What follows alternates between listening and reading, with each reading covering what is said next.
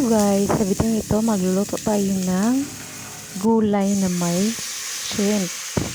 Tinanggalan ko na pala ng ulo at saka yung balat guys ng shrimp.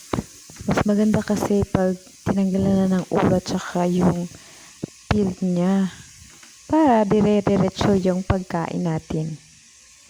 At ayan guys, nilagyan lang ng asin, yung magic sarap at saka durog na paminta, pampalasa. At ayan, na-mix lang para mas scatter yung paminta natin. At dahil dyan, nilagay ko na yung sayote or chayote. Masarap at masustansya itong sayote guys kasi may compounds siya na magprotekta para hindi mamuo ng fats or taba sa ating liver guys.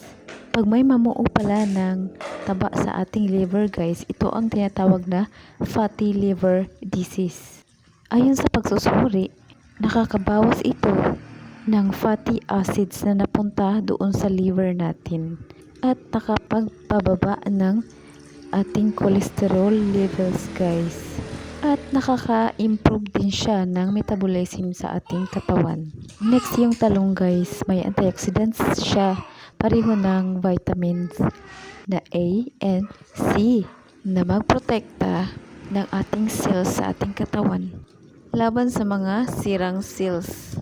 Maganda din pala to sa may mga diabetes guys. Kasi yung eggplant, meron siyang natural plant chemicals na tinatawag na polyphenols. So to my next video, bye and God bless.